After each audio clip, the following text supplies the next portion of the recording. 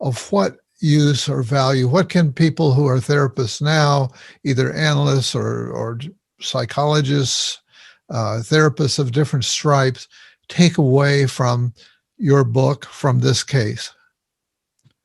Oh, I think there's so much to take away from it. I'm not sure I can summarize. The first thing, though, is that little children have inner lives.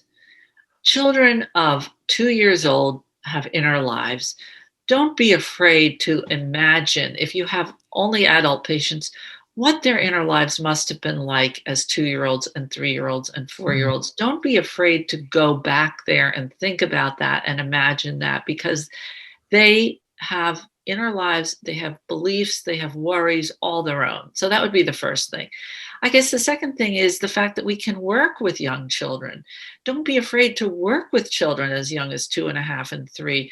Early intervention is so important. If a child is depressed at 2 or 3, if you can get to them, or if they're anxious at 2 or 3, if you can get to them then, if you can help their parents to understand them, if you can help them to understand themselves, it's so much better than waiting until they're adolescents and they're having real big problems. So early intervention is important. There's so many things to be gained from this. The analytic method, while you may not agree with all the theories, and some of it, if you read the Piggle right now, might sound a little crazy to you, some of the theories are still tried and true. And you may think they sound crazy, but you know what?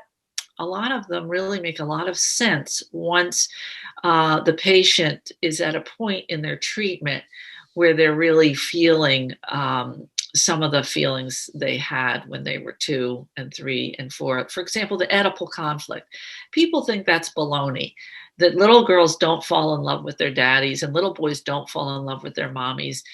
But you know what? If you've ever had a child and you have watched how they develop, little girls fall in love with their daddies, and mothers can feel quite pushed out of the picture for a little while there.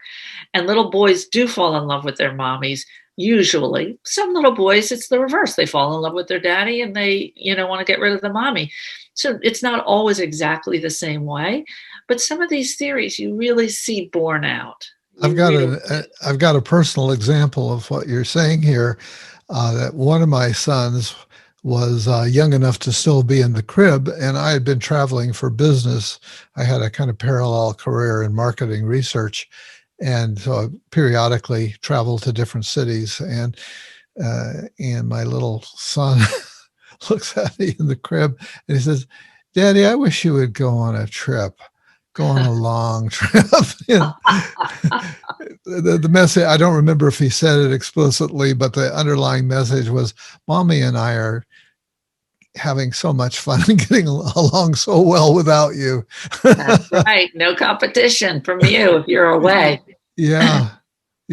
So that was a real eye-opener for me, like, wow, this really is, there's something to this Oedipal stuff here. That's right. That's right. And it's interesting if we can be open to some of these theories being partially true, somewhat true, sometimes true. They can inform us about child development. We can just, take some of it in and understand a little bit more about what the child might be feeling at that moment.